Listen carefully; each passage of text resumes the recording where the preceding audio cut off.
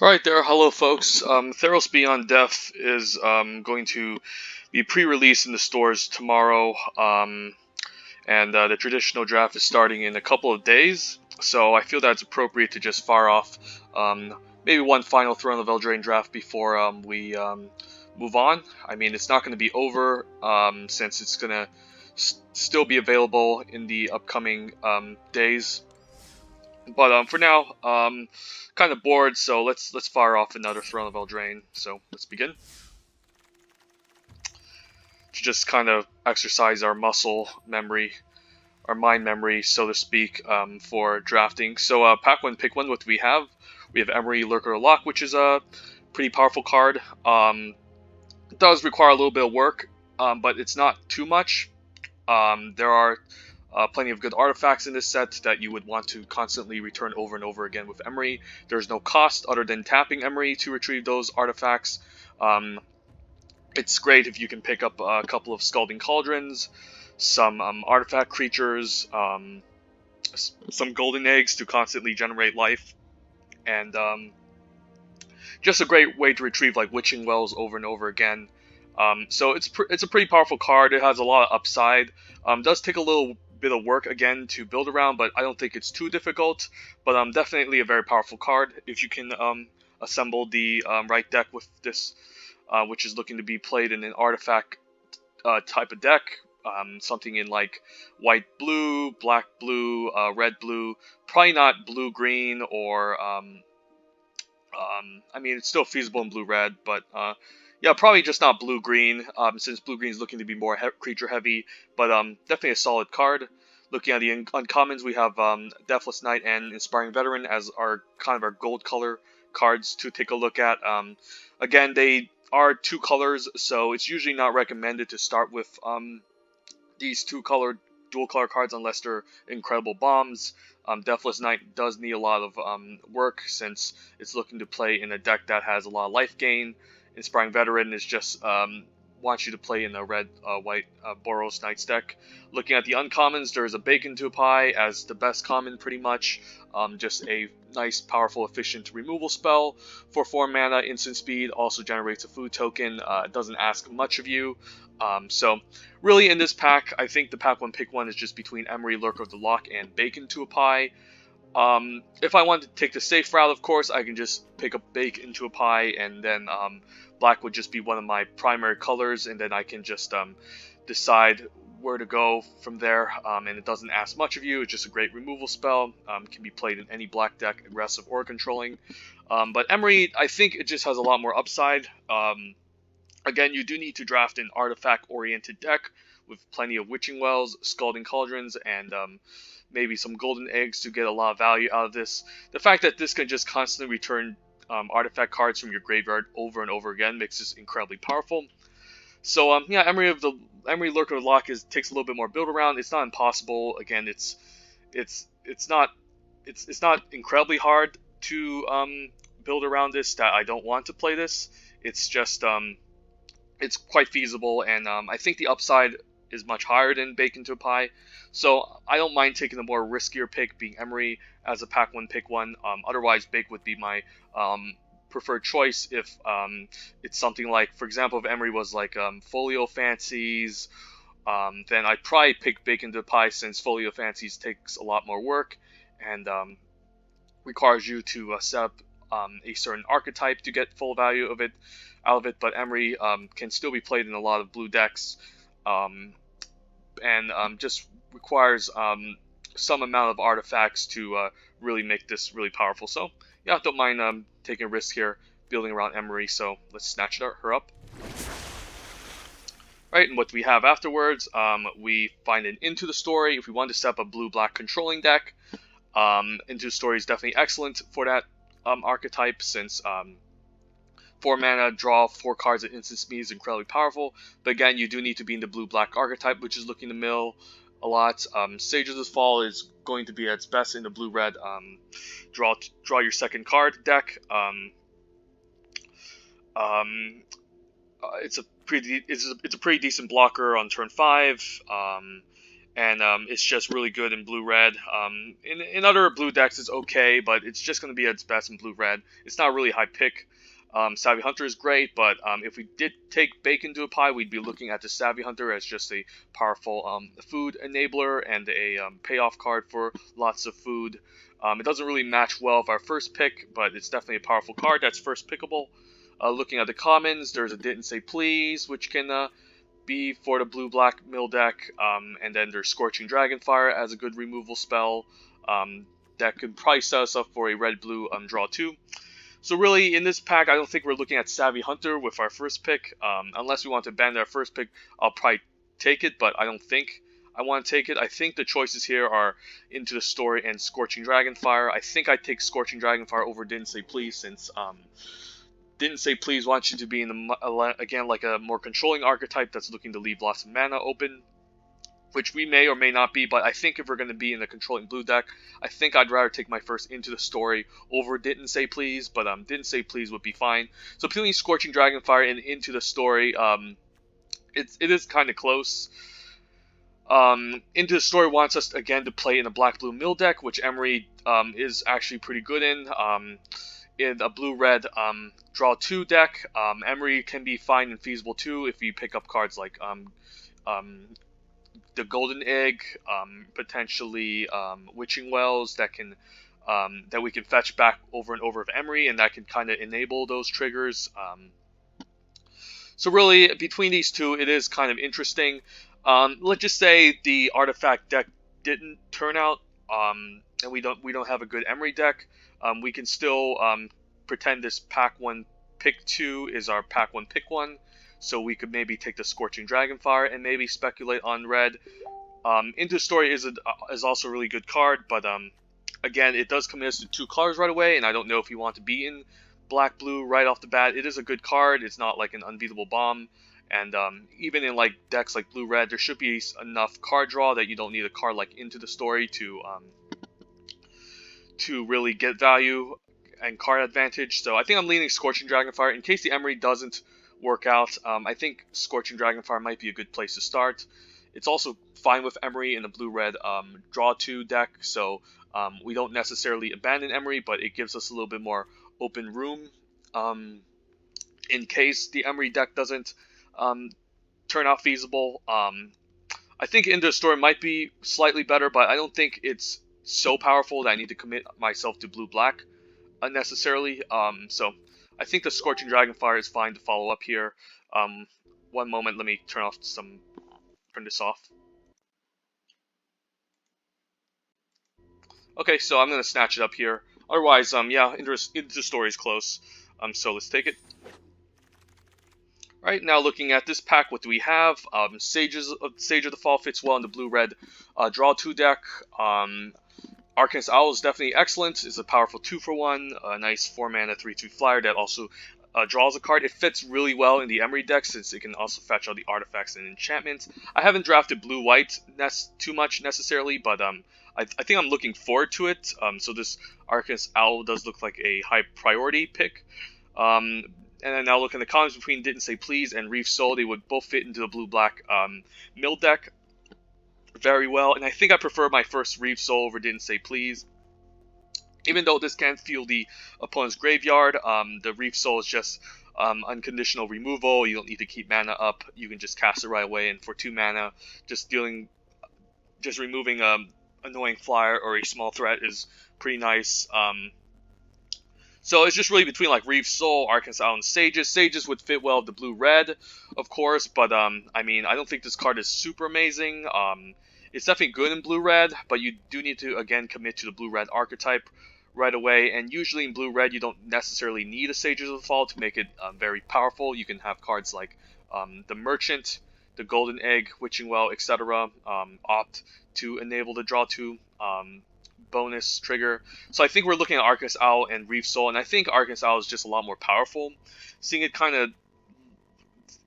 this as a third pick in the pack might show that blue-white is open, and it's definitely a great card. But But, you know, I don't mind missing out on the Sages of the Fall, even if we do end up in blue-red. Again, there should be enough enablers for the draw 2 that we don't necessarily need it. It's a nice bonus, but I think the Arcanist Owl has a lot more upside if we do end up in blue-white, since it's a powerful card, and it plays well with the Emry deck, so I think I'll take it here.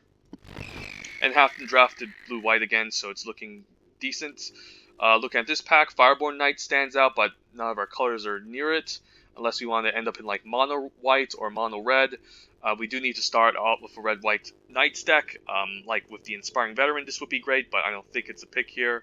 Here, we have some interesting options. There's Runaway Together as a decent interaction spell. Can blow out some combat tricks, save your own creature. I'll buy you some time in case the opponent has some aggressive threats.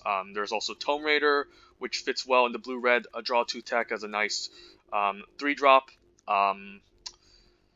And that's pretty much it. Not a big fan of Vantress Paladin, but I will play it if we are in mono blue. But like, mono colors don't come up too heavily, and mono blue is not necessarily the best unless you're like in a really dedicated control deck in blue. So I think the choice is between Tome Raider and Runaway, and just to ensure that I have enough interaction, I think I like to Runaway Together. I think having interaction much more earlier is a lot more important than taking creatures, since you usually in the draft end up with a lot more creatures than removal or ways to deal with the opponent's threats. So I think I like to Runaway Together here, but the Tome Raider is close too, since it plays well in the blue-red draw 2, but Runaway just keeps us open still, keeps our main color in blue, and can be played in pretty much any blue deck, so I'll take it here. Looking at this pack, there's Elite Henna Hunter, but not a big fan of it. Yeah, nothing amazing in this pack. I think this pack is pretty dry. Don't think Red Cap Raiders is good for the blue-red draw 2 deck. I mean, blue-red does have a bunch of non-humans, so it can be a filler 3-drop in case we need it. If blue-black does happen, I think maybe the Forever Young is fine. I don't think I want to play Roving Keep or Weapon Rack in a deck using Emrys, because I don't think they're amazing artifacts for that type of deck. So I think I'm leaning towards a Forever Young in case we do end up in the blue-black middle deck. Can be a fine way to fetch back our Merfolk Secret Keepers and whatnot. Can be fine with Sir Conrad if we pick up one, but other than that, nothing amazing, so we'll take it here. And here there's another Runaway Together. I guess there's a Golden Egg now that we can take, since it plays well with Emry and enables a draw 2 effect. Again, we already have a Runaway. Runaway can get pretty bad in multiples, since there are turns where you don't have enough creatures on the battlefield, and you don't really necessarily, and you can't use this card. Also, if the opponent has a lot of powerful adventure creatures, you don't want to bounce them back to gain them a ton of value. So it does kind of get bad in multiples, but a single Runaway Together is good. I think the old Golden Egg is good. It plays well with Emry, since we can fetch it back from the graveyard and cast it and to draw a card, and also it's yeah, we can just keep fetching it back, gaining life, drawing cards over and over again, and it's also good with the blue-red deck. Also find the Arcanist Owl too, since it's an artifact, so I think I like a Golden Egg here. Here, there's a late Once and Future, definitely a good card in in a slower green deck, but if we take it, we'll be looking at potentially 5 colors already. I mean, we could still be in like blue-green, I guess, and it's the most powerful card in the pack. We could just take the 7 Dwarves, and if we end up in blue-red, it can be fine. If we take like a bunch of them, but blue-red isn't looking to be primarily aggressive at the very least. It's looking to be a lot more controlling. So you can try to. So the game plan usually in blue-red is just to get enough card draw to dig through your deck to find your payoffs for the draw 2s, and then you can play those down, and then you can start activating them. So I don't think the 7 Dwarves is necessarily great in blue-red draw 2. It's fine like green-red or like red-black or red-white if you're looking to be a lot more aggressive. But again, blue-red is looking to be more controlling, so you can summon your pieces. So I don't mind the Once and Future, just has the strongest card in this pack overall. We are looking at 5 colors. It can be pretty much anything at this point, but right now I don't really see. I don't think I'm missing out on much if I take this, so I'll snatch it up. Here, don't think the Inquisitive Puppet is worth speculating over, even though it is an artifact I can retrieve over and over to scry, and it's a 0/2. I just don't think it's that impactful. it can be a constant blocker, but there's other artifact creatures in the set that does the same. I think the Bloodhaze Wolverine kind of makes sense if we're going to end up in blue-red. Just a decent 2-drop that can get first strike once in a while. A nice 2-drop to play that can start chipping in a bit of damage. So I think I'll snatch it here. And here, nothing much. If we do end up in blue-white, I guess we can maybe speculate on Prize Griffin. I don't think the Mist River Turtle is good. I think there should be a card called Corridor Monitor as a 1/4 blocker in the early game that does a similar role. So yeah, I'll just take a Prize Griffin in case we end up in blue-white. Not a big fan of Weapon Rack again. Like, this usually doesn't end up in the graveyard, so Emry doesn't fetch it back. Outflank is not amazing in blue-white, but I mean, I guess blue-white has kind of like a go-wide theme if you're looking to be aggressive with Fliers, so I think I can take an Outflank.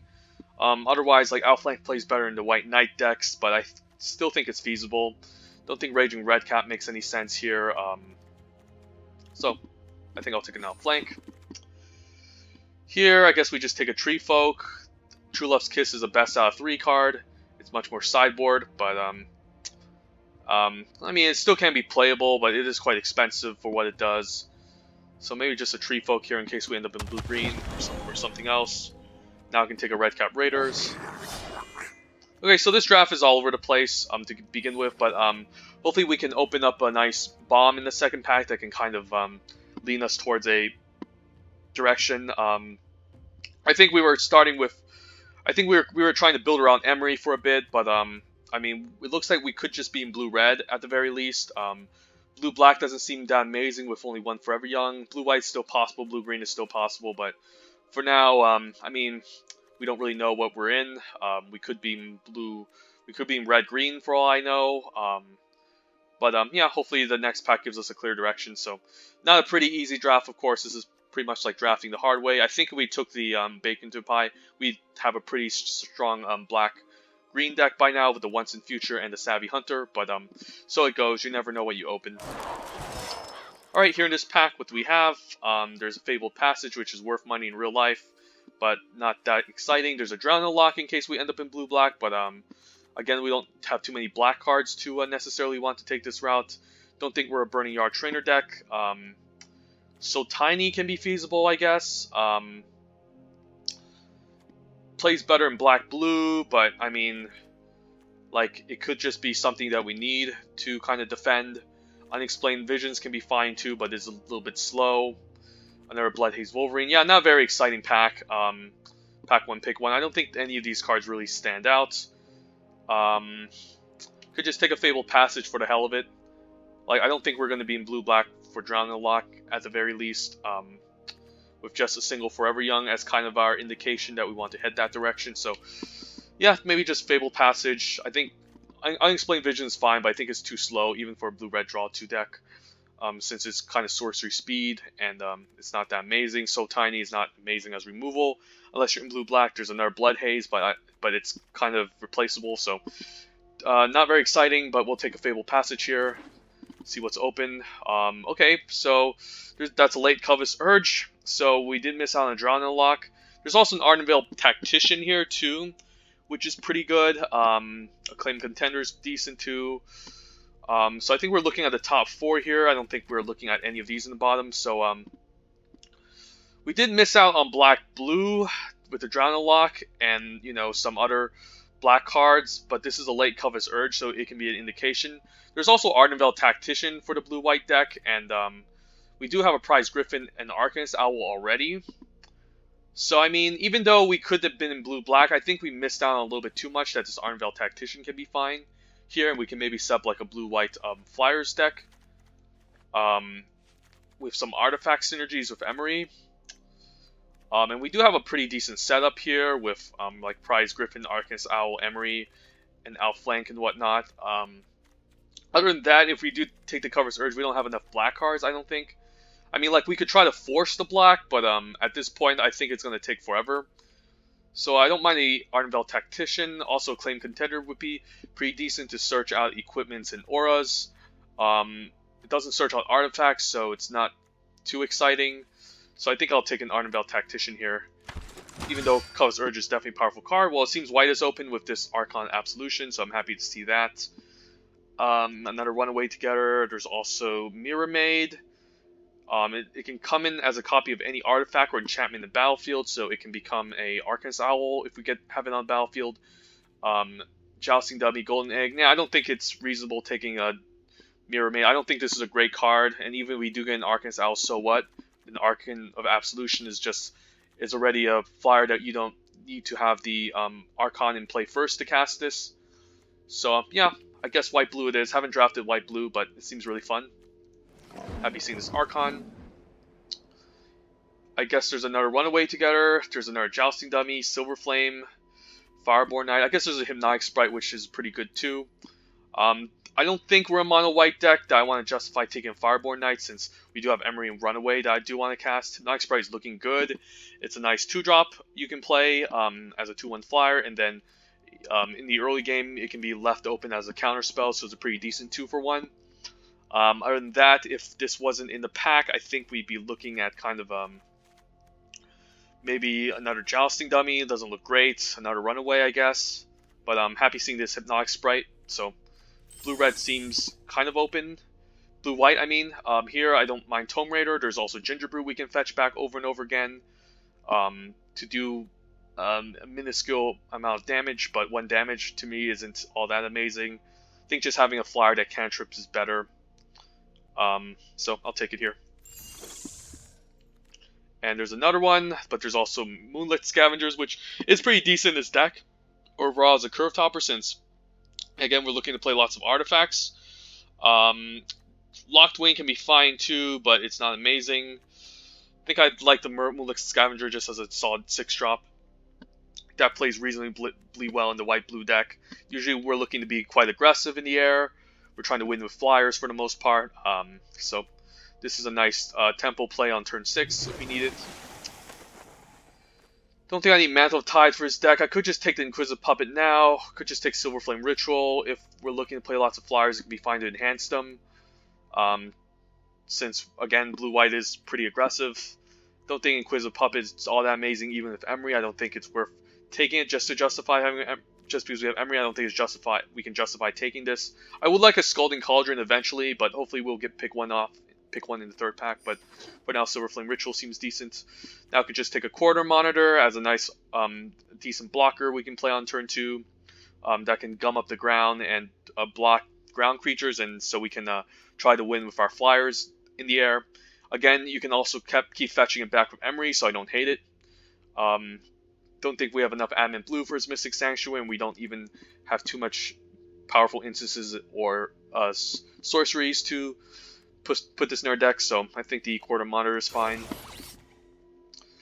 Now we could just take a Knight of the Keep as a filler 3-drop. Hopefully we don't play it. Don't think there's a Roving Keep deck, but I'll take the Knight of the Keep.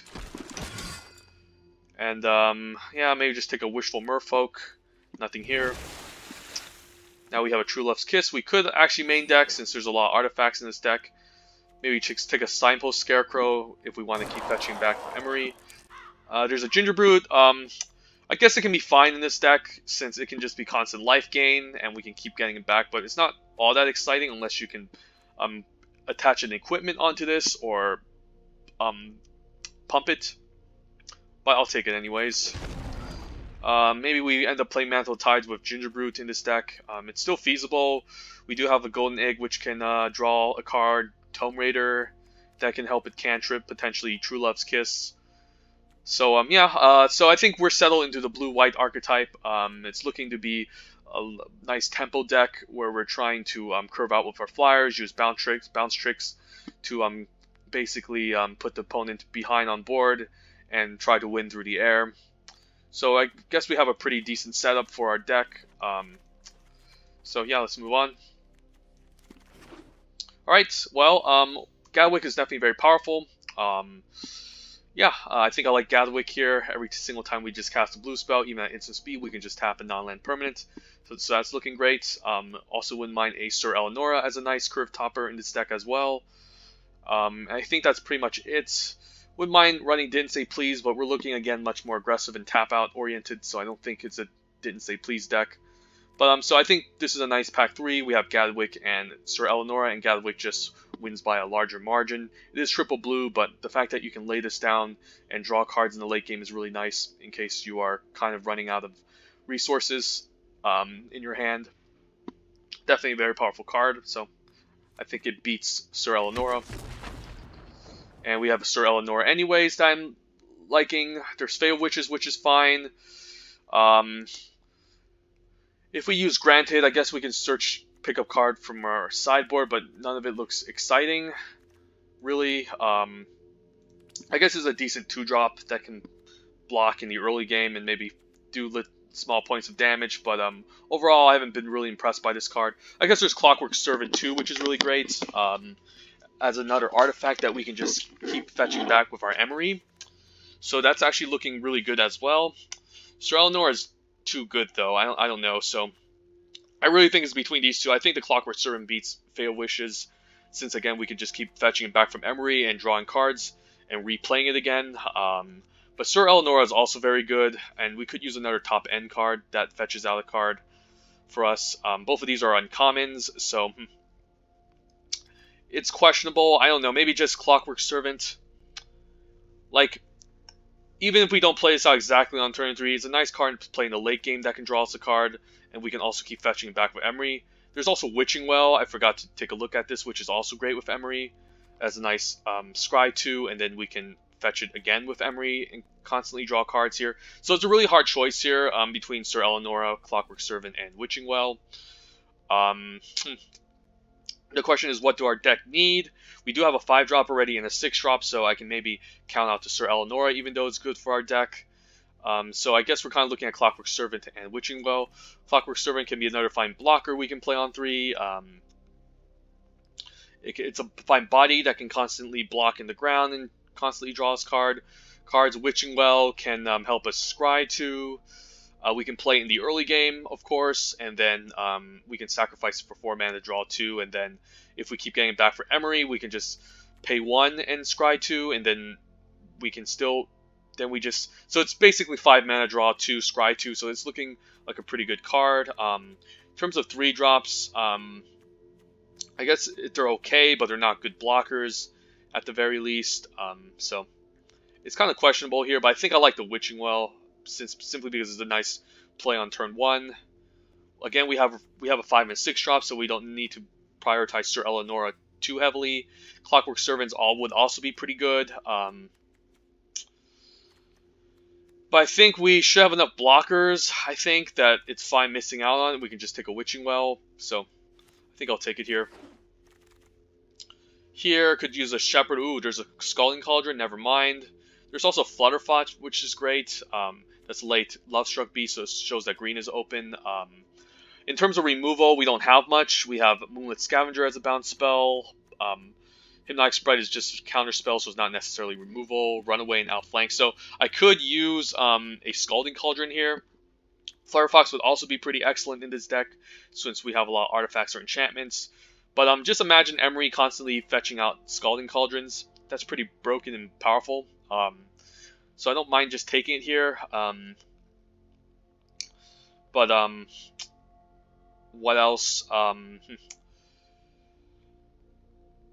I mean, but we could use a good 2-drop again, like Flutterfox. But I think we can maybe win through the air with our late game flyers, with like Archon, Arcanist, and Prize Griffin, and Ardenvale, that we don't necessarily need a Flutterfox as a 2-drop. It's a great card to play in the early game, but I think with Emry, I think having just another powerful artifact like Scalding Cauldron makes it a lot more busted. And again, we're lacking removal. It's a decent play on turn 1. So yeah, I'll take this Cauldron. Here, there's another Gingerbrute, but I don't think I need 2 of them. Could maybe just take a Turtle for the hell of it. Could just take a Mystic Sanctuary, maybe to get back Runaway, True Love's Kiss, Outflank. It's actually doesn't look too amazing. Could just use a 4-drop blocker in case we don't have enough defense. Another Tome Raider's fine. That's another late Keeper of Fables. There's a Crashing Drawbridge that we can get again over and over with Emry. I mean, I guess it can be fine since we already have a Tome Raider. It's not necessarily that exciting. So yeah, why not? None of these really matter. I guess a Rally for the Throne. Don't think I'm going to play it. Shine Chaser is a nice payoff for a blue-white deck that's playing lots of artifacts. There's also Prophet of the Peak, but I think I like the Shine Chaser just to have another attacking flying creature in the air. Could now just take a second quarter monitor to replace the Mistford Turtle. I guess we could also take Prophet of the Peak as another curve topper on turn 6. I don't hate it. Because I don't really need double quarter monitor since we already have a Crashing Drawbridge to block with. I guess there's Sorcerer's Broom maybe, that since we're looking to sack Witching Wells, Golden Eggs, and Scalding Cauldrons, it can be fine as a creature we can constantly get back and maybe replicate. Prophet's a decent curve topper, but again, we can just win through it in the air. So I think maybe Sorcerer's Broom can actually make the cut. That's a late Drown Lock. I think I'll just take it for the money. Why not? The gems. Guess we can run 2 Sorcerer's Room. I don't hate it with all this sacrifice stuff going on. So yeah, looks pretty decent. I think this is a pretty strong Emry deck. Question is, do we run Fabled Passage? I don't hate it. Since if we do have 4 lands out, it stays untapped. It can help fix our mana in case we need to cast triple blue or double blue. So I don't hate having Fabled Passage here. And it should be even split. So it's looking like we have 40 cards, so I guess we can do 1 cut. I think I like the Mistford River Turtle being cut. And then we can main deck a True Love's Kiss, which I don't hate. Our 3-drops are looking good. I don't mind having all these 2-drops just as fodder that we can fetch back with Emry. And the Crashing Drawbridge isn't bad with all these Fliers since we can kind of give them haste. And it's a pretty decent blocker on the ground. Sorcerer's Broom plays well with the Cauldron, Witching Well, maybe even Gingerbrute, and the Golden Egg.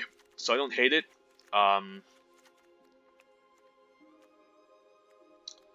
So I don't hate this deck. Don't think this is a 16 land deck since we're kind of mana hungry with the Witching Well and Emry getting back our artifacts. Also, Gadwick wants a lot of mana so he can draw a bunch of cards off of it. So yeah, I think this is it. Let's give this a go.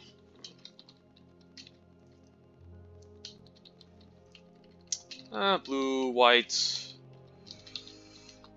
Fliers, I guess. Yeah, let's try it out. Actually, how good is Mantle of Tides? Yeah, I guess we can keep getting back Mantle. I mean, Gingerbrew isn't all that amazing, to be honest. Like, it is health that we can constantly get, but we have Golden Egg for that already, and I don't really want to play a 1-drop that's only getting in for 1 damage per turn, and it's kind of conditional since you need to constantly activate this effect. So it might seem strange, but Mantle of the Tides might just be worth it, since maybe it can kind of enhance our Fliers, in a sense. So I don't hate taking Mantle. I mean, I guess Gingerbrew we can use as extra life gain in case we need it. Like, I don't think, yeah, maybe just keep the Gingerbrute since Mantle of the Tides doesn't seem all that amazing. Since this can actually enable the Sorcerer's Broom, so I guess we'll just try this out.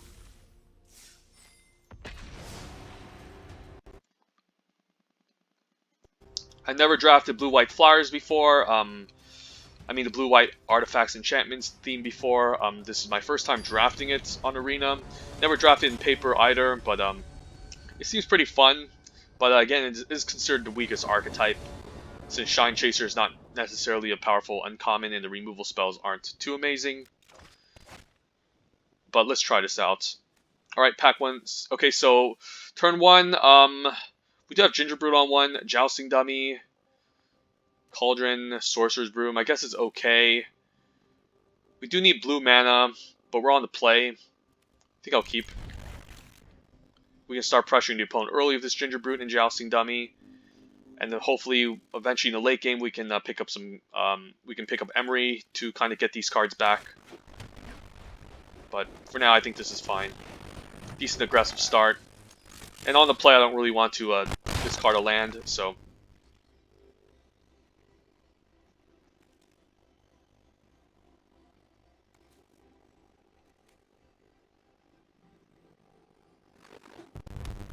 Opponent has a single red up. Let's move to attacks.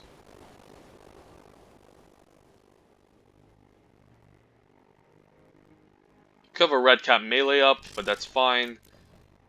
It's not the end of the world if he red cap melees a Ginger Brute, so he'll probably take it. Could have a Bargain maybe, potentially, but we'll get in there for one. Alright. Jousting Dummy seems reasonable to play next.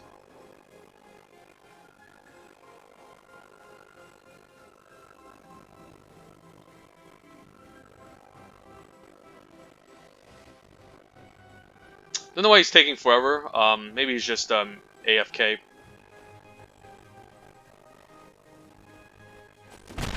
Alright. Don't have to emote here.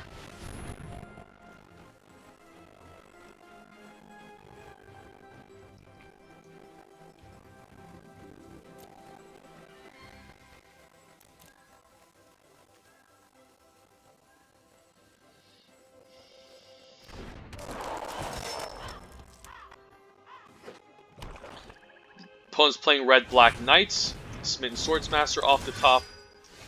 Okay, finally have blue mana. Could just attack with both. I don't hate it. He's probably going to trade off for this Jousting Dummy. So maybe I can stay back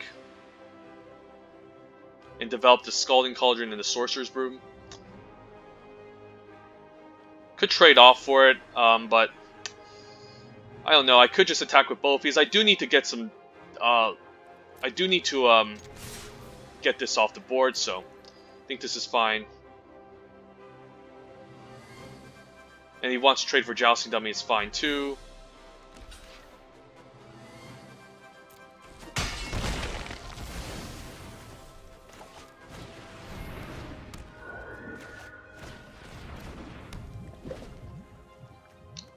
Again, we have Emry in this deck, which can constantly get back our Jousting Dummies and whatnot. This seems like a reasonable target to Scalding Cauldron. I can just do it right away and get in for 3. I could just leave up the counter spell and Scalding Cauldron. I think that might be better. So I think we'll try that.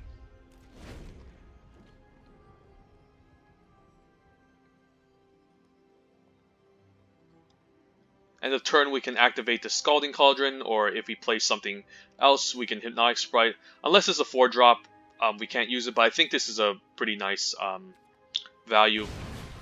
Farmer Knight, I think we counter it. Yeah, I think it's fine countering it. Denies a card draw, uses up its whole entire turn. Next turn we can use Cauldron on this Raging Red Cap.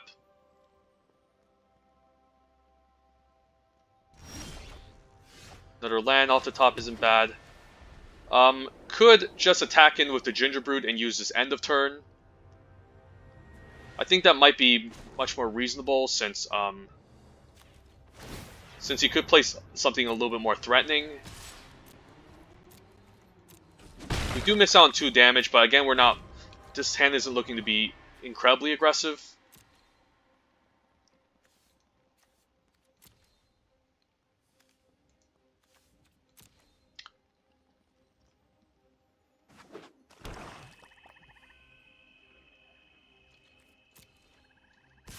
Not blocking here. I'm fine taking 2. If he passes, I guess I'll use the Cauldron. Bargain is also only affects. I don't know if he has a pump spell. Yeah, I guess he has Bacon to Apply. That's fine. Bacon to Apply 2/1 isn't the end of the world. And again, I can get back with Emry. Land off the top isn't bad, so now I can play out the Prize Griffin and attack in for 1.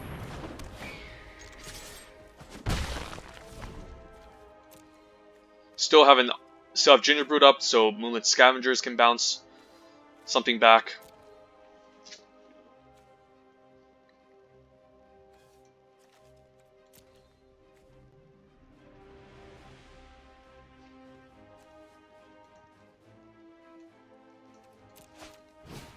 Ogre Errant.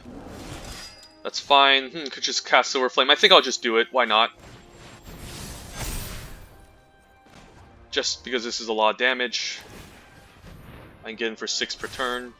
And this has Vigilance, so it kind of makes him not want to attack with the Ogre Errant.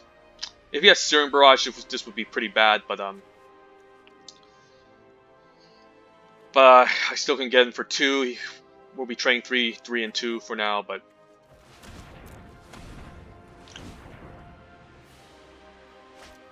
alright, Foreboding Fruit to draw 2, so that's fine, since he's losing life. Alright. Opponents seem to be mana screwed for the most part in that game, so. But a single removal spell, I mean, it was pretty nice how he baked into the pie my 2-1, so. I think he pulled the trigger too quickly on the 2-1 artifact. Or maybe he was afraid that I could make copies of it.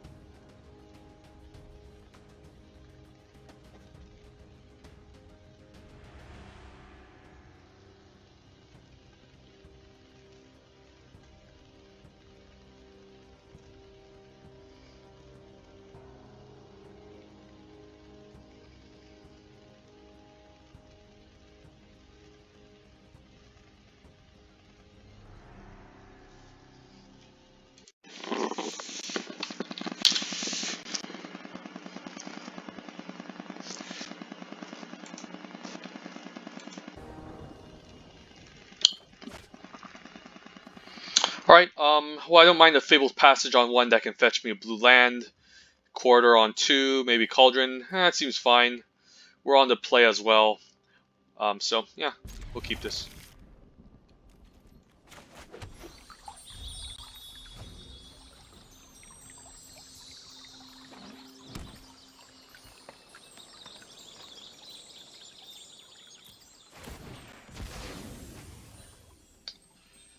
Fetch ourselves an island, sure. Jousting Dummy doesn't seem bad since it's a little bit of damage and I can start pressuring. I might sneak in 2 damage right away. If the opponent has nothing to play. Alright, Merreleaf Rider. I don't mind attacking into this, and if he wants to trade, sure, I don't mind it. So we'll get in there. And then I have a Quarter Monitor to follow up, which can block the Merreleaf Rider profitably. And then I can play out the Cauldron.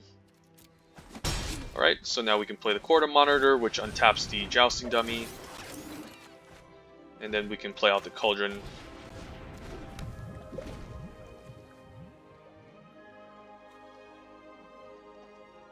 Don't know if I want to fire off the Cauldron onto the Merreleaf Rider yet. It does trade off for my Jousting Dummy. And I might want a Silver Flame Ritual on it, so it's kind of questionable. Okay, I think I want to do that now on the Merreleaf Rider since he's going to have to pay 5 mana to... Could just go for the block here. He probably has a Pump Trick.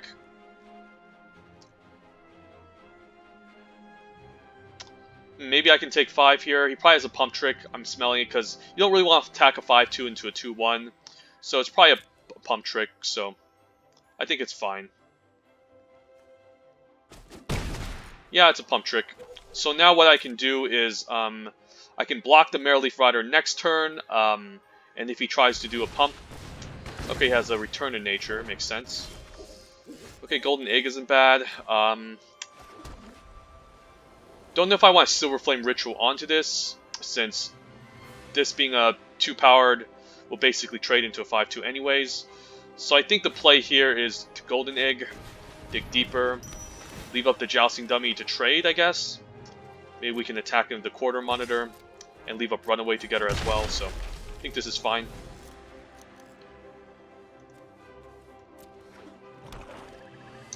opponent's playing black-green foods. Okay. Seems interesting. Reaper. Okay. I think this is fine. We'll hit Resolve. I think I'll discard the Runaway and the Silver Flame, since I don't really want to lose the Arcanist Owl. Since it's a nice 2-for-1. Shine Chaser isn't bad, but I think I like the Arcanist Owl first. Oh wow, that sucks. Okay, I guess we need to find a way to shuffle back our library because Emry is just going to be at the bottom of our deck, so yeah, we'll just say go. If he plays food, he can trade off for this Arcanist Owl, so hopefully he doesn't play any food and I can just get in there for 3 next turn.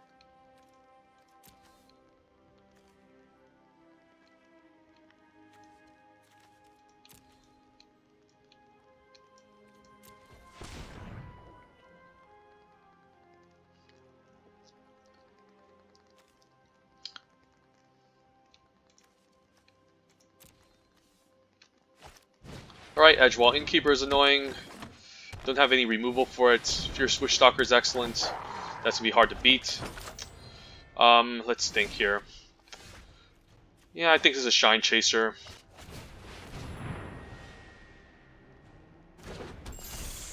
He's probably gonna force a block with the Mereleaf Rider next turn, so I think it's reasonable to attack in with the Arcanist Owl.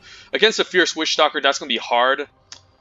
But I think I can still take 4 right now, and then potentially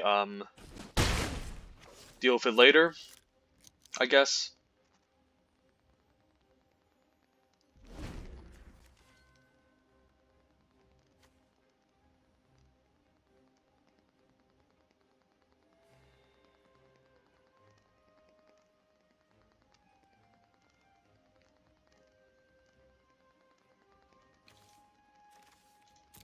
That Reaper really hurts, so it was pretty harsh that he got rid of the Silver Flame and the Runaway, since those could have been a potentially very nice cards to keep up. So, well, the opponent's just gonna go off here, it seems.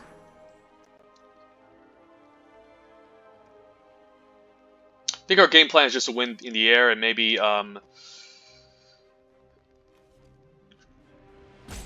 she could just try to force a trade with the Mereleaf Rider, which I don't hate, especially using on a Shine Chaser. That isn't bad.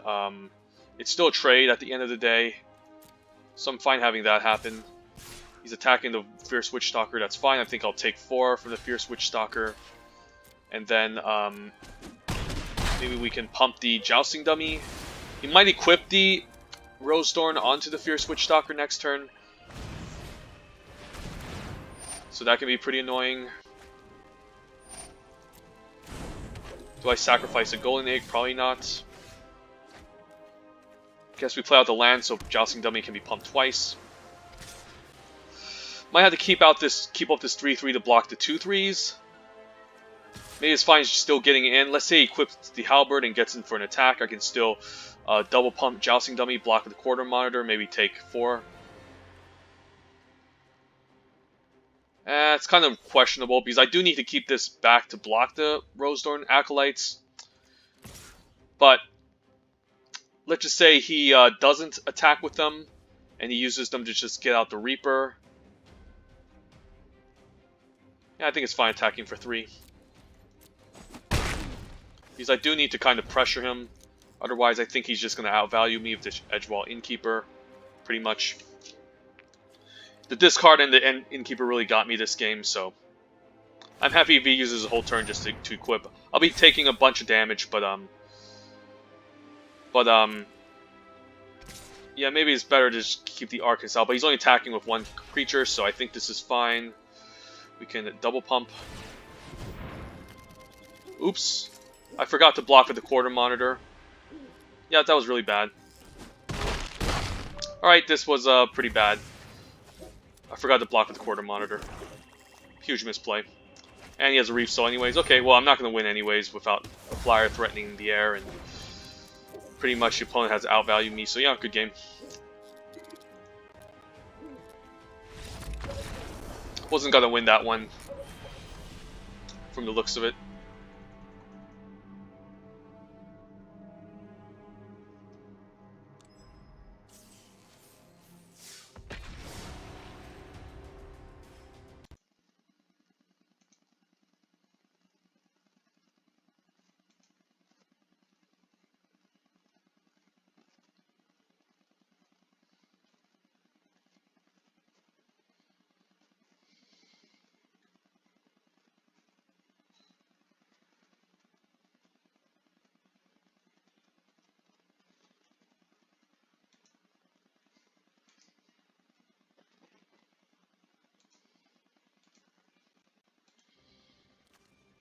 Alright, this seems like a reasonable keep.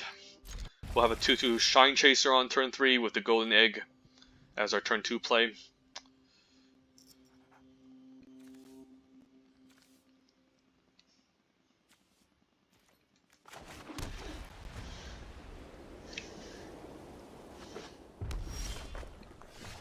I think I want to play the island first in case I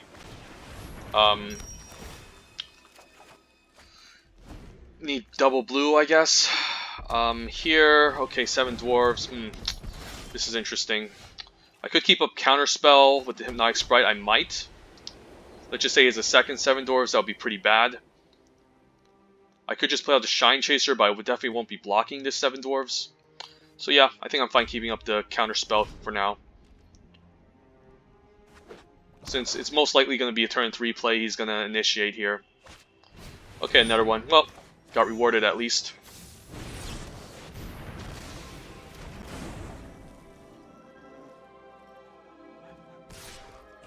Have to prevent these from getting out of hand eventually.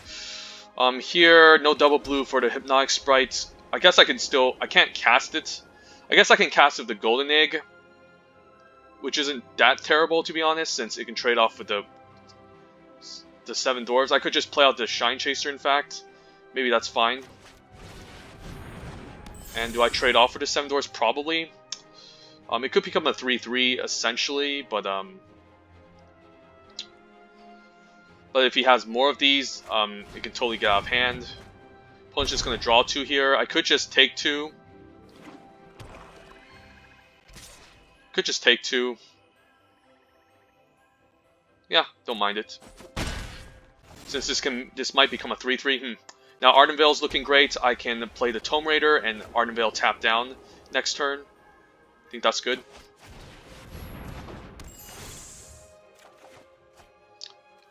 Maybe should have drawn first before I play out the island so I could keep up Runaway together. So just going to take 2 here. Could just tap it down pre-combat. Why not? It depends on what he plays here. He could play like a haste creature. If he's just going to move to combat, I think I'm fine just... Okay, he's going to play this pre-combat. So moving to combat, I think it's reasonable to just tap them both down. Just to prevent some damage.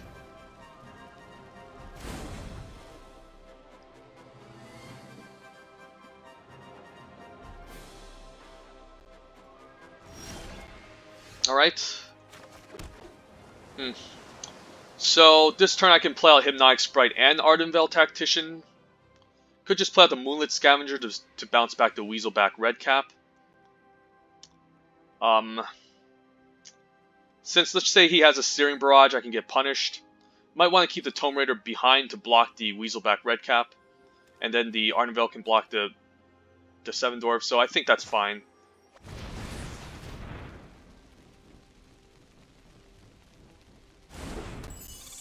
Let's just move to attacks. Fine attacking with just a Shine Chaser since I want to... I guess I'll leave back the Tome Raider. I was thinking of Outflank, but I think the Ardenvale Tactician is a better play. Just so I can be a lot more mana efficient. Oh, actually, yeah, I think we have an Outflank anyways, so never mind. But I'm happy trading off this Tome Raider regardless. And maybe he plays a bigger threat, I can Outflank that later. Okay, Raging Redcap. Yeah, maybe save this Outflank. Could be much more useful later on. I did miss out on 1 damage here. I guess I'm fine blocking the Tome Raider and then blocking the Ardenvale, and if he tries to use a Pump Trick, I can just Outflank the 7 Dwarves. I think I'll try that.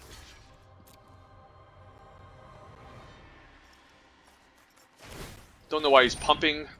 Guess he has a Fling Up. Bargain, okay, yep.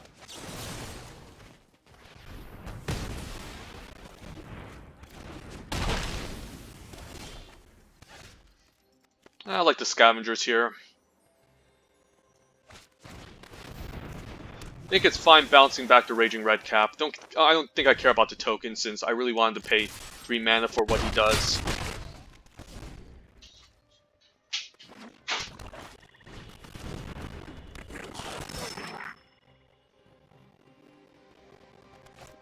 Alright, and a Joust, sure.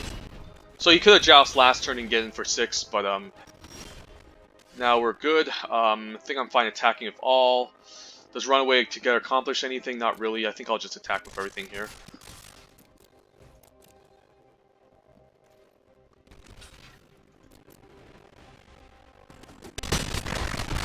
Now I can Quarter Monitor, untap my Movement Scavengers, and also keep up mana for Runaway Together.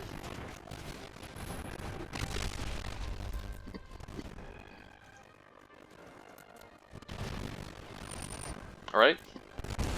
Could have responded by bouncing this back, but I think we have enough DPS to get there, I think. That's a strange attack. I think I'll block it. I think he's just trolling me. Okay, yeah, I think I'll block it. And let's say he has a pump trick. I guess I'm fine bouncing back my Hypnotic Sprite. Bargain. Yeah, I think I'll use the Runaway here. This is fine.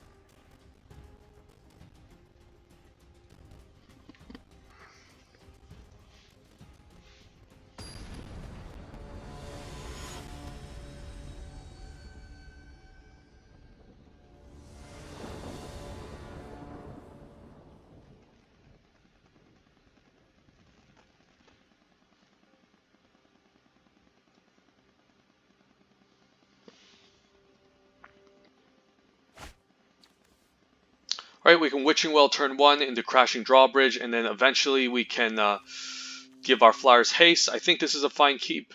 Now the thing is, what do I keep on top? Maybe an extra land, perhaps. Maybe I end up top decking my land, we'll see.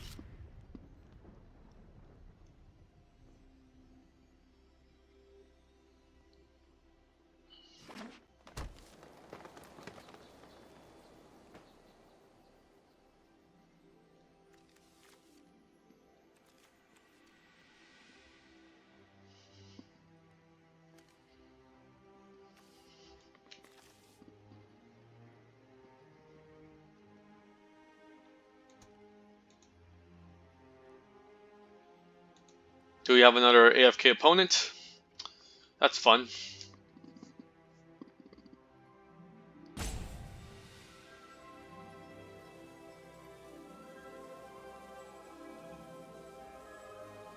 I guess the opponent's just AFK. I mean, it seems like he's looking at his hand, so. Alright, Ginger Brute.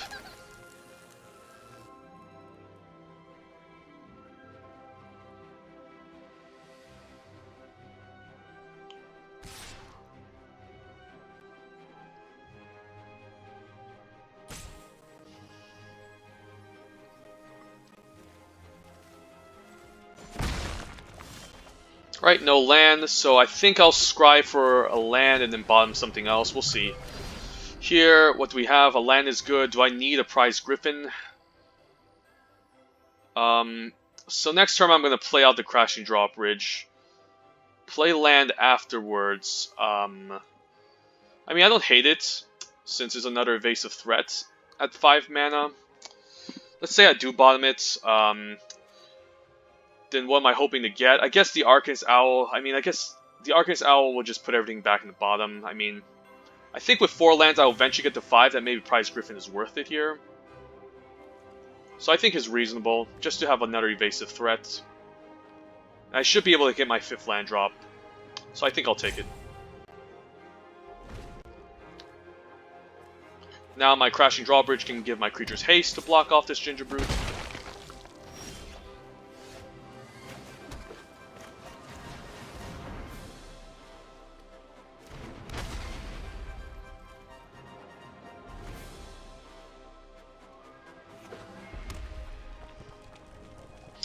Opponent's playing red-green aggro.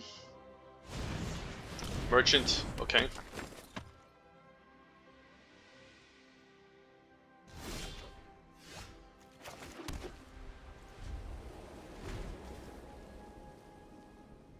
Maybe I should bomb the Prize Griffin. Maybe I need like a counter spell, like Hypnotic Sprite on turn 3 instead. That I could have hoped to grab.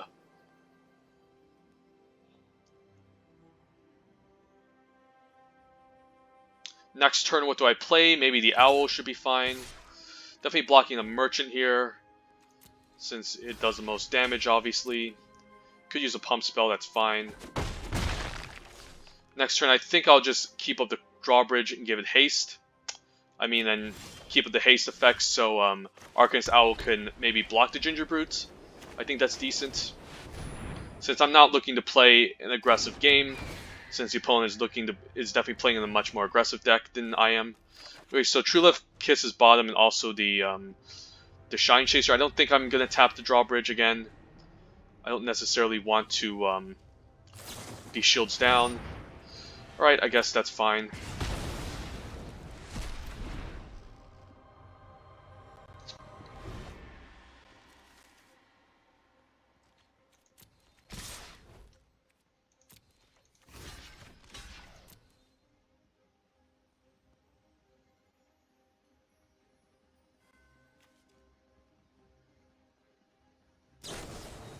Okay, that's fine as well. He's using this against a wall, so that's fine. I'm still at a high life total. Next turn, if I play out Prize Griffin, what will happen? He could have a Searing Barrage against that. So the question is, I mean, I could just play out the Archon and bait out the Searing Barrage. I guess the Archon can also die to, like, Scorching Dragonfire. But he used one already. He could have a second one up. We don't know. Maybe just Prize Griffin just to be mana efficient. And maybe kind of make him have the Scorching Dragonfire. I mean, the Searing Barrage.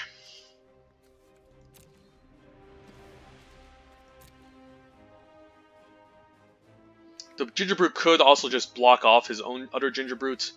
But getting in for 1 damage isn't the end of the world, so... He does need to pay to attack as well, but, I mean, this doesn't really block the Merchant profitably, so... Prize Griffin kind of makes sense here.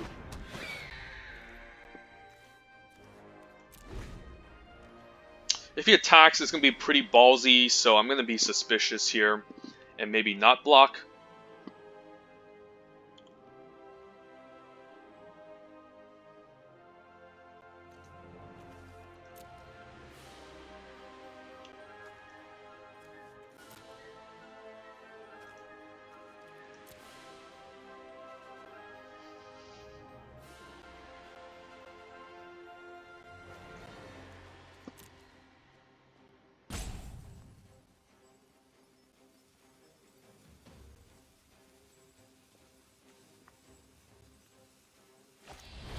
Alright, once in future. Okay, so now we know what's coming. He has an Insatiable Appetite and a Scorching Dragonfire open. So we have to be careful of that. So the Scalding Cauldron is actually looking pretty neat here, since I can deal with this Merchant at instant speed. And also I can sack Witching Well. So I think I like the Ginger Brute. I might just attack in here for 3. See what he tries.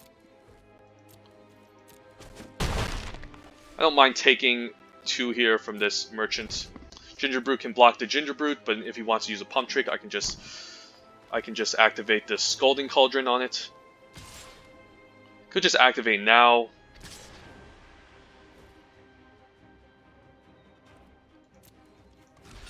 I think I'm fine trading this off. I could just take 2 and sacrifice Witching Well. I think that might be much more convenient, since I do want to leave up some this ability to deal with a potential pump. Okay, that's a scary card, so yeah, I think I'll sacrifice the Witching Well in response to that. I have Runaway Together, which can deal with a potential pump trick. So now what? Could just play out the Archon here. And leave up the Quarter Monitor. He's going to use a Scorching Dragonfire on my Archons, so I think I'll leave up I think I'll leave up the Runaway and the Cauldron. But I think I'm fine attacking for 3. I can definitely take 5 from the Garenbrig. He might main phase it, we'll see.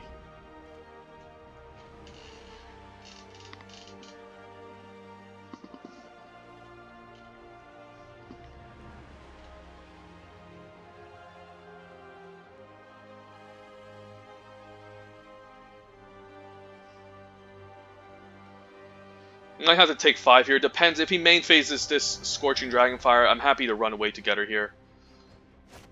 Yep, I'm happy to use this. Let's run away. He still has a Pump Trick, but that's fine. This will save my Archon, and he won't have enough money to cast a Garenbrig Paladin.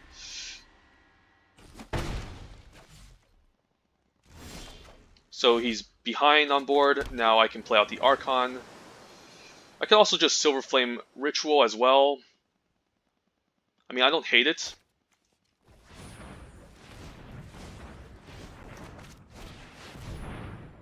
Don't want to use the Cauldron here. I also don't want to play the Quarter Monitor. I guess I can use this to block the Merchant next turn and maybe make him pull the Insatiable Appetite. I think that's pretty reasonable. So I think I'll attack in for 3 here. Play out the Quarter Monitor, untap the Prize Griffin, block the Merchant with the Quarter Monitor, force him to use a Pump Trick on it.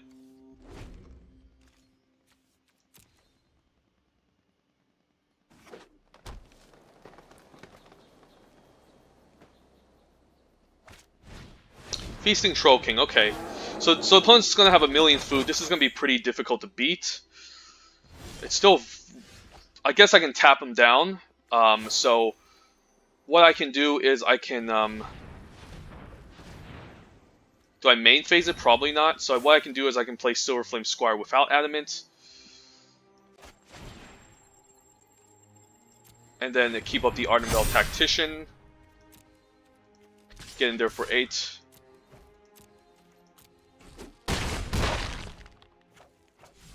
Sigo.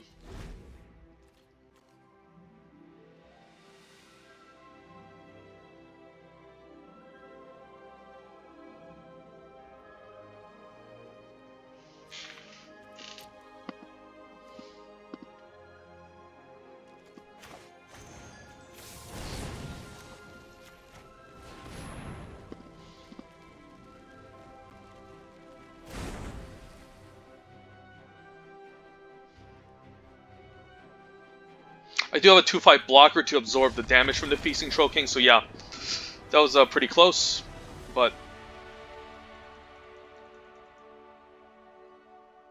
the Fliers made it happen. Alright, so I do need to cast a black and green to get this quest done, but happy to get a nice Theros pack here. Actually, let me just open the Theros pack for now, for funsies. And pack 1, pick 1. I mean, none of these are super amazing, to be honest. Maybe Calip is fine, but nothing too exciting. Maybe just a dual land, who knows. Open up the vault, why not? Okay, let's continue.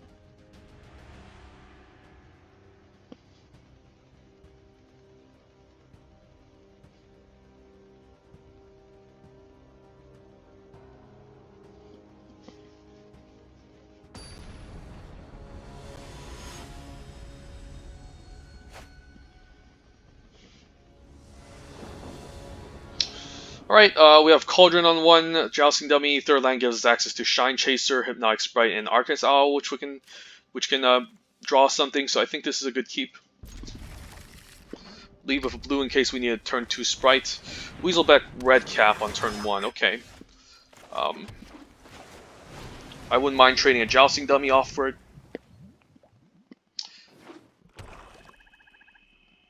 Opponent's on the play, he's just going to try to pressure us constantly. A Thrill, okay, so... Alright, a Red Cap Melee, don't hate that discard. Fine, still playing out of Mount Island, I guess. Jousting Dummy's fine trading off for the Weaselback Red Cap. Could have a Bargain, but that's fine. Okay, Red Cap Raiders. We're definitely blocking here. So now I can keep up the Cauldron and also the Hypnotic Sprite. I think I'll do that over playing out the Shine Chaser. I'm fine maybe just taking 2 from this Raging Red Cap, but if it tries to pump, then I'm going to definitely pull the trigger on the Scalding Cauldron. Take 2 for now is fine, and then if he tries to play a 3-drop, I can counter it. Next turn I can just Cauldron it.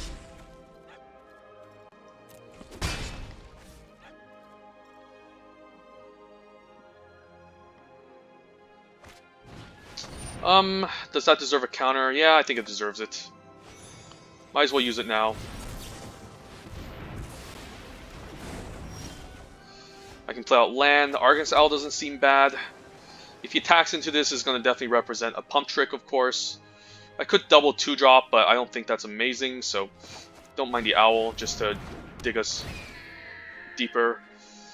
Alright, Sorcerer's Broom is fine. Didn't bomb anything too amazing. There was a True Love's Kiss, but the opponent doesn't seem to have any artifacts. Alright, Bake, sure.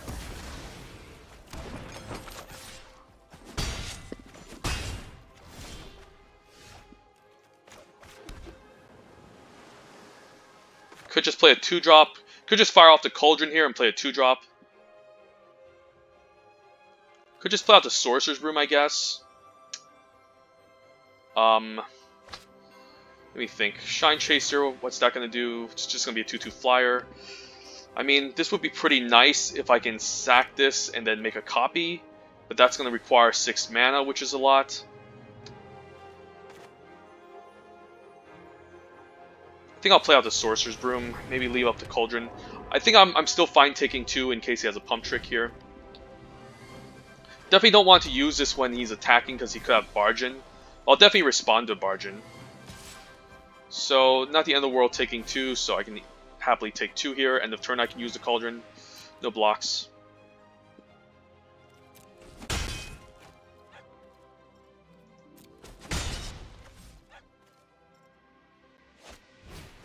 Weaselback I can trade off for that, so sure.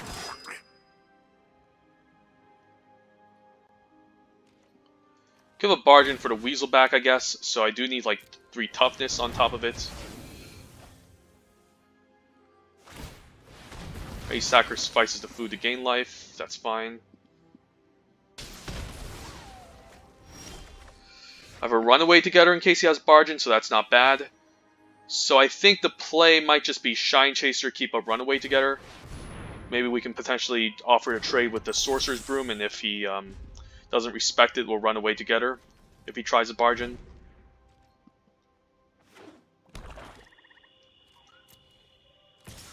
Yep, definitely blocking here, offering to trade. Yep, knew it. So now we can run away.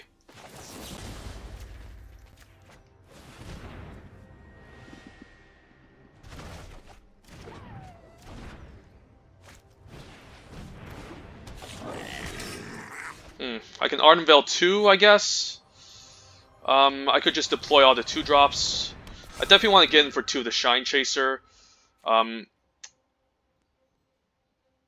maybe just play out double Sorcerer's Broom here. And if he uses Bargain on 1, so be it. 7 Dwarves, sure. Fine trading off. Silverflame Ritual should be pretty nice too. I'm fine if he uses Bargain, it's not the end of the world. So This Sorcerer's Room can trade off for this 7 Dwarves. Gadwick is looking nice. I think I'll just cast Gadwick. Why not? I could just keep up Ardenvale, of course, and then play out Hypnotic Sprite and take it slow. But drawing 2 of this is really nice, so I think I'll do that.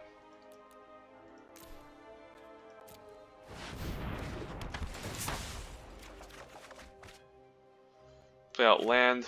I could keep hand against Reaper, but this isn't the type of deck that's looking to play Reaper, I don't think. So, Steel Claw Lance, okay. Alright, I could double block it. I mean, it's not the end of the world. I guess I can take 4. I can tap it down with Ardenvale next turn anyways. Also have Alf flank up, so that's also pretty decent. So I think we're just going to attack here. Play out the Hypnotic Sprite. Play, I guess, yeah, it doesn't matter. Play out the Quarter Modder, and then we can tap down the Ardenvale Tactician. And yeah, let's leave up Gadwick. Say go. And we do have an Alf flank up. Joust. Sure, there's not much I can do against that.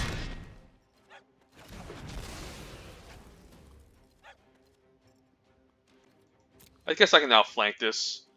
I could Tactician it. I guess I'll do it now, just so I can get in for some ground damage.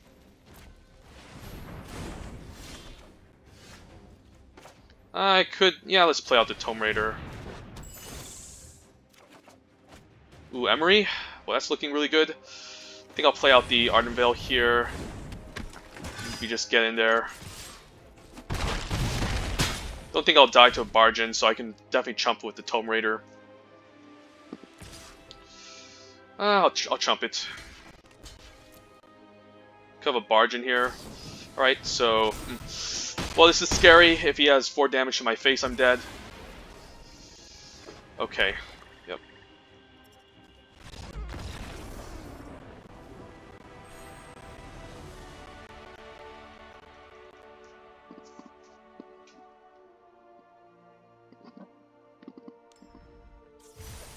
So pretty sweet. 4 and 1. Let's keep going.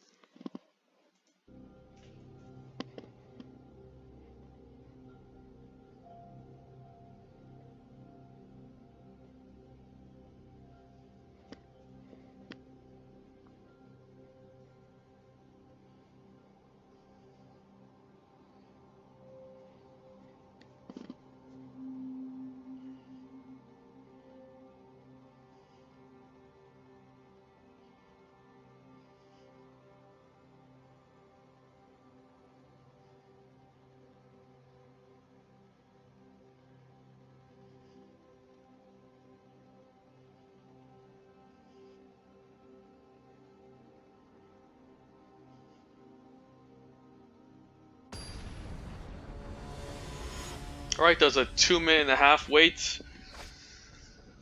Let's see. So currently 4 and 1. Let's try this. Alright, Golden Egg, Jousting Dummy, Moonlit Scavengers is going to be a turn 6 play. Have a reasonable 2-drop. Golden Egg can maybe draw us into something. I think this is keepable, and we're also on the draw as well, so not the most exciting hand, but it's not the worst, so let's keep.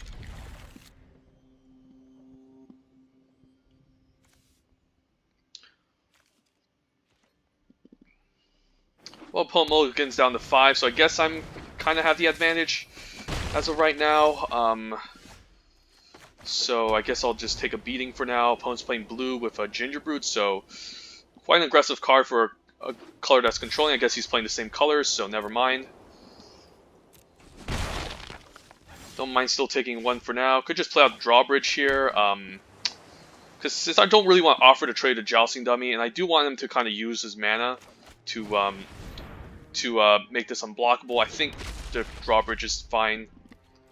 It can also give something haste, which can trade off for this, essentially. But if he wants to use 1 mana to activate the ability, I'd rather have him do that. Okay. Just Shambling Suit I can still block. Here, I think the island is good, and then I think I'm fine maybe leading off with the Jousting Dummy. Don't think I want to give anything haste. I do want to block off this 2/3. I do want to maybe outflank it, I guess, and I can maybe trade off for this Gingerbrute. Or I can just take damage from the Gingerbrute, I don't know. Okay, a 3/3 is not the end of the world. I guess he can make this unblockable. Do I want to trade out Jousting Dummy for it? Probably not, since I want to I want 3 creatures up to outflank the Shambling Suit, so I think I'm still fine taking 1, and 1 isn't the end of the world, so we'll hit pass. And I should have another creature of higher toughness, which can block this profitably eventually. So here, let's just play out the plains. I think we like the Sorcerer's Broom here to have 3 creatures up, say go, keep up outflank, in case he tries to get in with the 3/3. Have like a Silver Flame Ritual here. Alright, I guess, alright, opponent just explodes. So currently 5 and 1. Not too bad for a deck that's white-blue, which is considered the worst colors in this format. But yeah, 5 and 1. Let's keep going.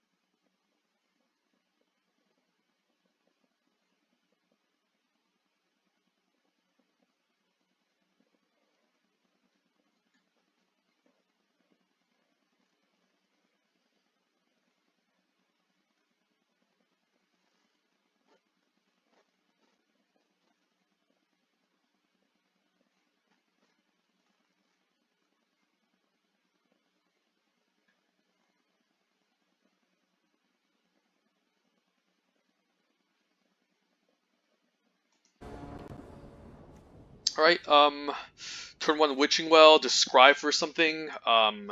This is a 2-lander though, so I don't know if I can keep, but we are on the play. It's kind of detrimental if I go down the card, so maybe Witching Well can scry us for some lands. We can play Jousting Dummy on turn 2. We'll try it.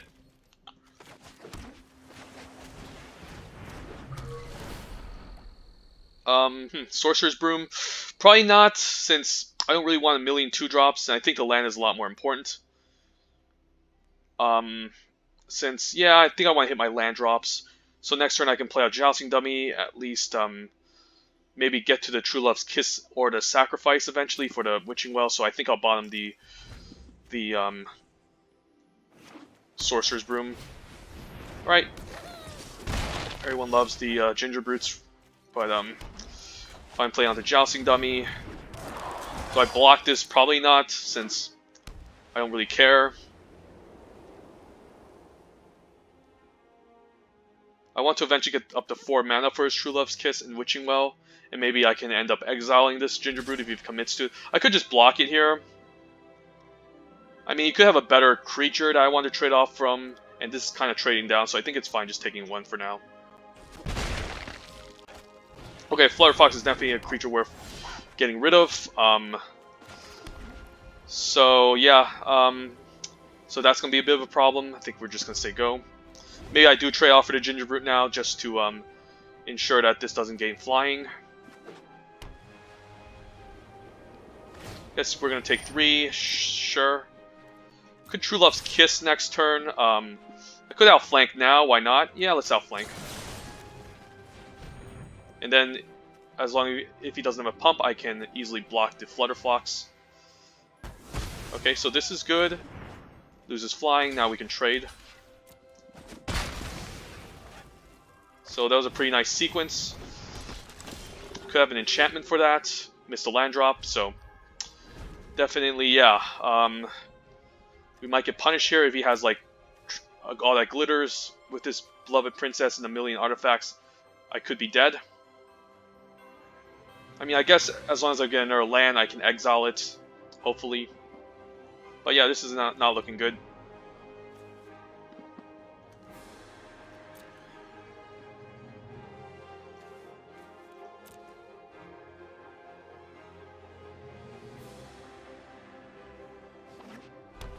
Okay, well that's not good. A 2/2 lifelinker is pretty powerful, so...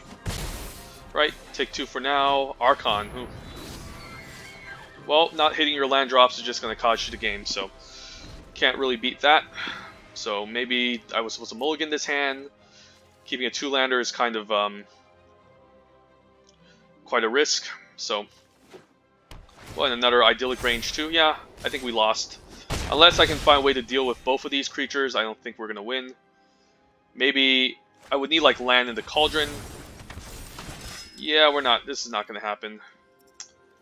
I could keep blocking them, but they're just going to keep attacking for 6. Maybe should mulligan that hand, knowing that my curve was quite expensive and it was a 2-lander. But I was definitely on the play, so we'll see if we get to 6 or 7. But I'm quite satisfied with 5 wins with this deck.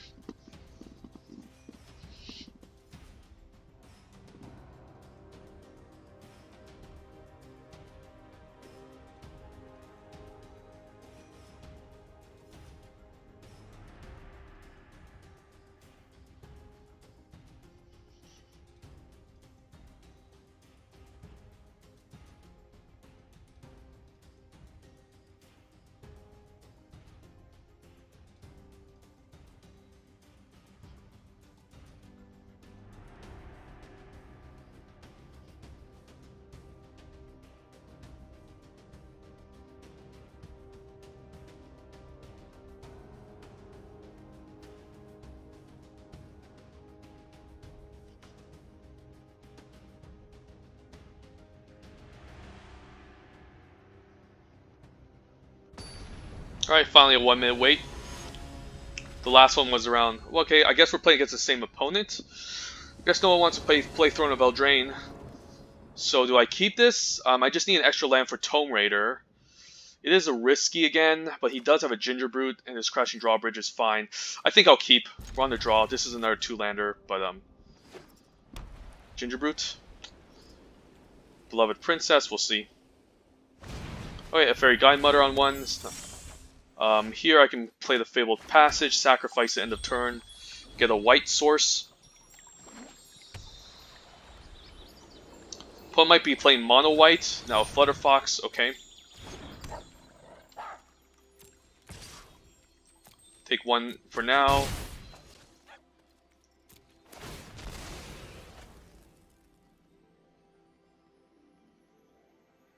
Make sure we don't misclick, get a plains. Right now, I think I'm fine playing out the Sorcerer's Broom to potentially trade off for this Flutterfox. But if he has an artifact, I'll get that would suck. But I'm willing to trade this off. Yeah, I'm willing to trade this. He could have maybe outflank, but so be it. Trading off for a Flutterfox is pretty nice. Okay, another Tome Raider to follow up. And this came in tapped, so I'm happy about that. So now the Tomb Raider is looking nice. Next turn I can Arcanist Owl. I'm fine trading off for the Fairy Guidemother here.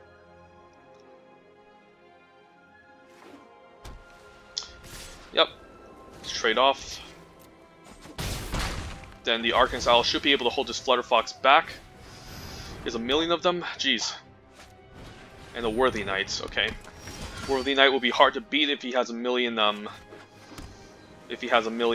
knights, but he only has one card left in hand. This can hold back all of his 2/2s. What do I take? The Quarter Monitor is a pretty decent blocker, but I do have a Crashing Drawbridge already, so I think the Scry from the Witching Well is a lot more important. So I think I'll take that.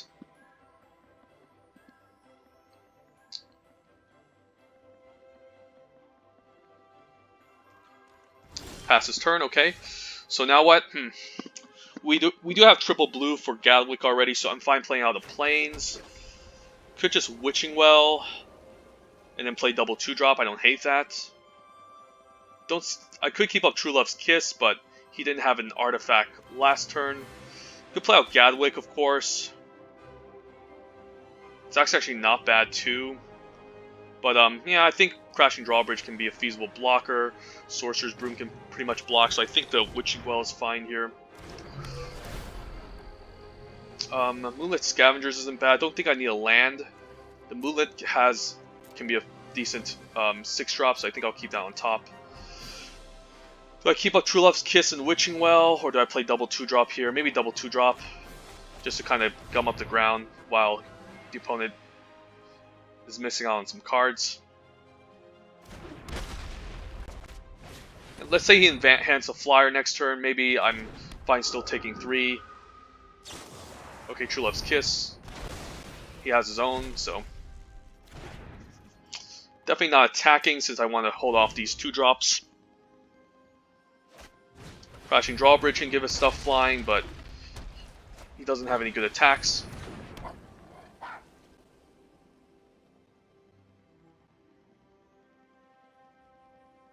could leave up Witching Well and True Love's Kiss if he tries something next turn.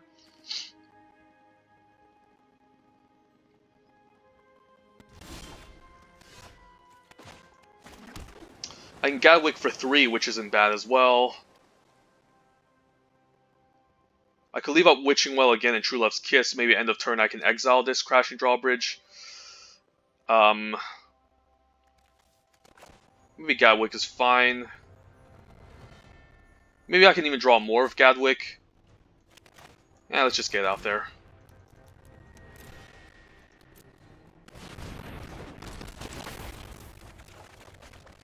Alright. This is fine.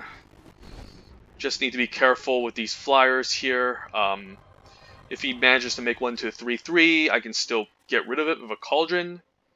I could still exile with True Love's Kiss and maybe force it to the ground. Gingerbrute, okay. I guess I can give all my creatures haste if he decides to try something to Gingerbrute.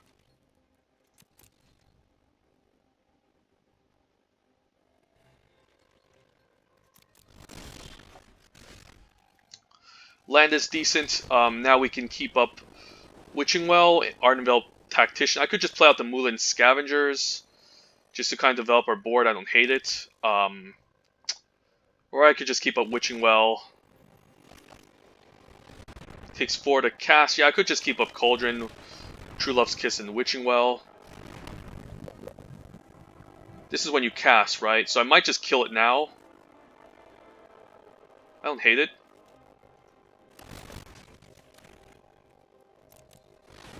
I don't want him to gain a million knights. So now I guess I can keep up Gingerbrute and Ardenvale Tactician. I can play out the Gingerbrute and keep up Ardenvale Tactician, so I think this might be feasible here.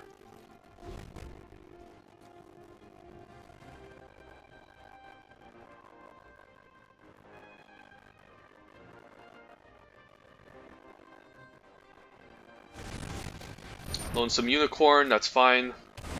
At least he didn't make a 1/1 knight with that.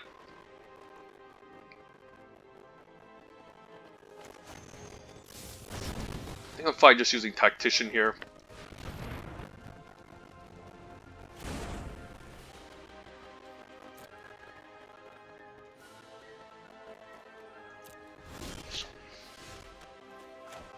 Scavengers isn't bad.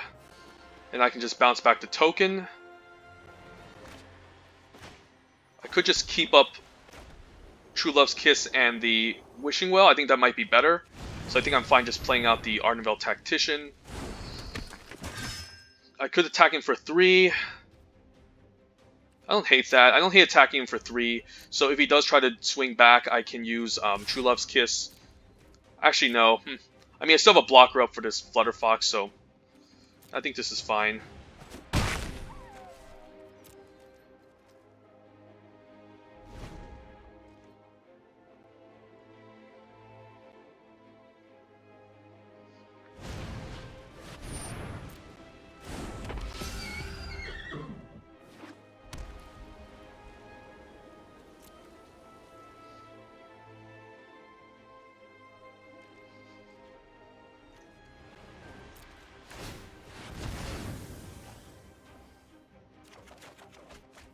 And Hypnotic Sprite as a counterspell, that's really nice.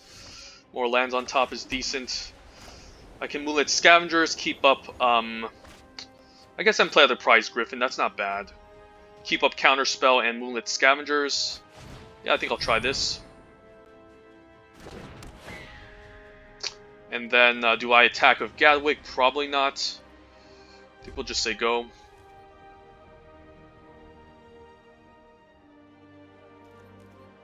I eventually want to get like a Silver Flame Ritual to enhance my board and get in some good trades.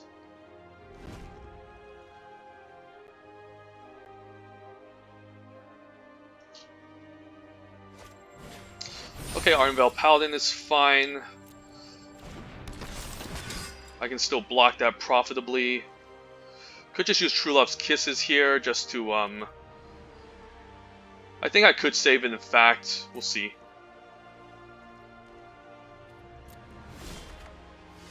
Land is good, so now I can move its Scavengers, I guess. Still have True Love's Kiss and Hypnotic Sprite up. Yeah, let's tap down this Ardenvale Paladin, why not?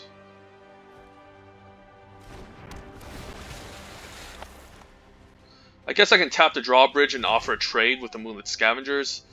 I don't know if it's worth it. He still has a good double block with this against my board. Maybe I still stay back.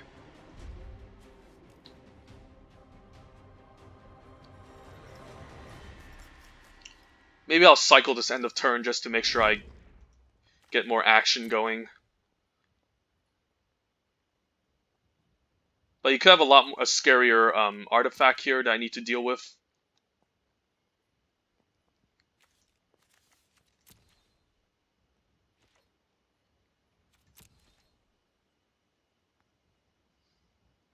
Could just get rid of Gingerbrute. I mean, he's just going to stack in response, and I won't be able to get the card draw, so I think I'll just exile the Crashing Drawbridge.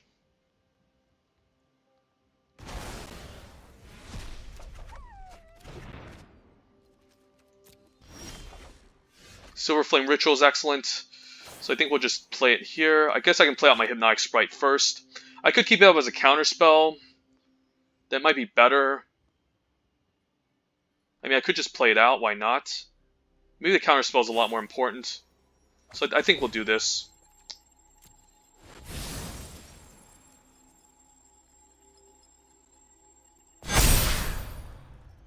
And then we can give the Gingerbrute haste. Then I guess we can attack in with the Prize Griffin. I guess now we can attack him with our Fliers, since that seems pretty decent. I'm fine if he wants to trade. Yeah, might as well get in there.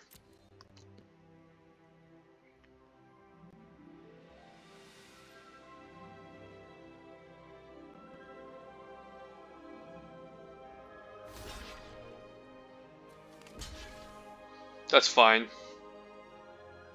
So you'll still be taking 10, down to 7.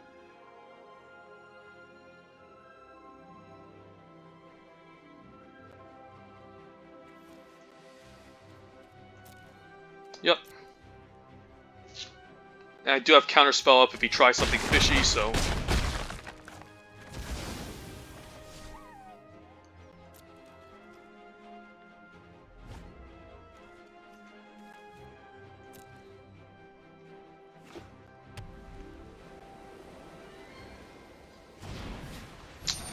Is he just... I'll counter that. I just don't want a million Fliers. And then we can tap down this Flutterfox.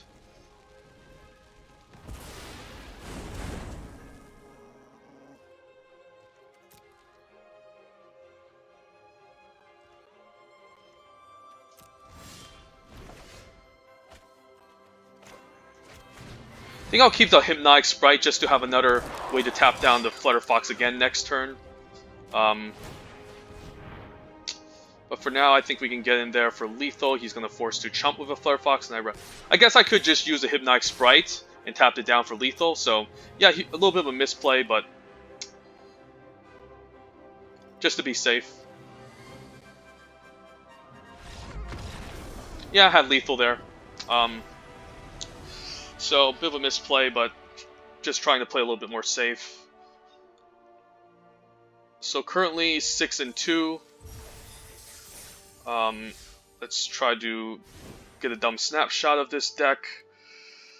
Yeah, let's put this to the side. Put this to the side. Guess this is the overall curve of our deck. True Love's Kiss has a 4-drop. Yeah, seems pretty reasonable.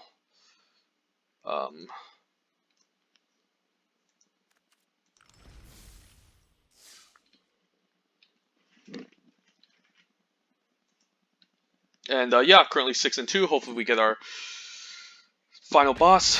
Let's give it a go.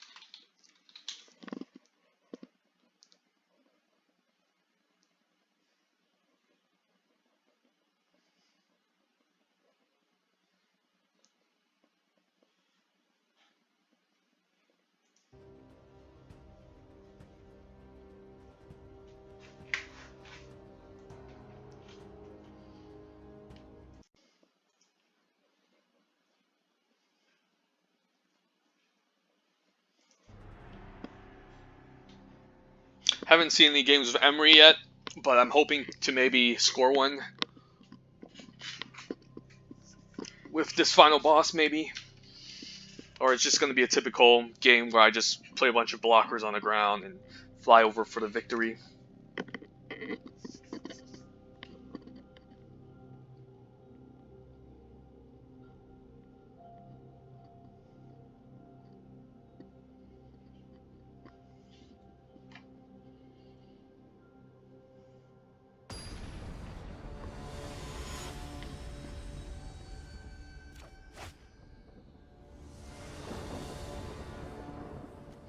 Alright, well, we have 4 lands, Scalding Cauldron, Shine Chaser, and Runaway. Hopefully we top deck something, because I think this is a fine keep, that since we're on the play. I don't really want to go down 6 cards again.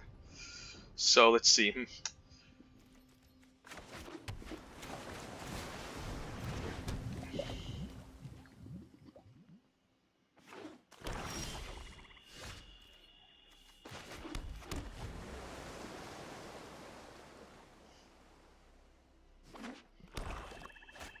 Alright, Giant Skewer. Alright, that's nice. Arcanist Owl on turn 4. Currently have a 2/2 Vigilance that's going to pressure the opponent. Cover Reefs. Okay, another Giant Skewer. Okay. So this can be really scary if the opponent manages to equip both of them. But I guess he missed a land drop, so he's going to kind of far behind. Missed a Enchantment Artifact, unfortunately, but pretty reasonable cards too. But I guess we're going to try to win with Fliers now, since if he misses another land drop, then I guess we're going to win. Well, he misses it, so I guess we'll just Attack in. I guess this is a pretty easy final boss. No need for Emry. Just curve out and win.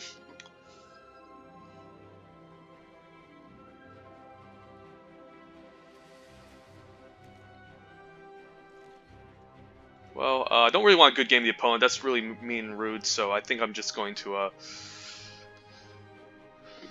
have them decide what they want to do. Okay. Yeah. Let's start with a golden egg. Probably need the extra white for the Ardenvale Tactician. So I think maybe it's just double blue here. Play out golden egg. And True Love's Kiss. Okay.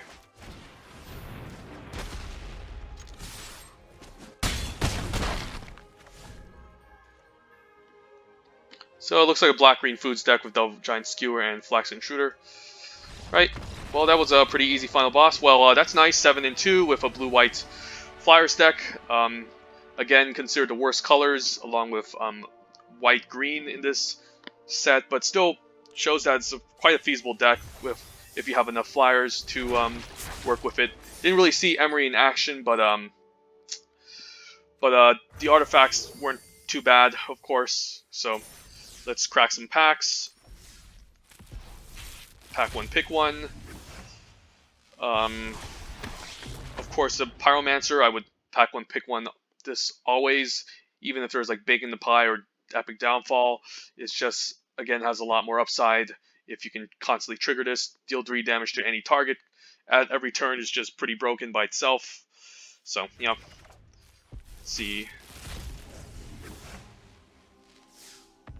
Here, probably Mad Ratter or Charm Sleep.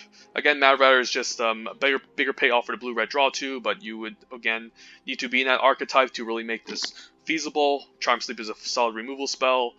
It is double blue, but sometimes you just need a way to lock down a big creature or a big flyer, and then Charm Sleep gets it done, so it's a pretty solid card. So, I don't know, maybe Charm Sleep, even though Mad Ratter is a strong card, I do want to just keep myself in single color, remain open, instead of selling into an archetype right away. So there you have it. Our final Throne of Eldraine draft as of right now. Tomorrow will be the Theros Beyond Death pre-release in your local stores. I can't wait to play the ranked draft or the traditional draft version of Theros Beyond Death later. I guess the sealed is open, so that seems pretty fun. Might try that out. Don't currently have any gems for that, but I will definitely upload more Theros Beyond Death drafts later. So yeah, pretty decent draft video overall. So take notes and have a wonderful day. Take care. Bye.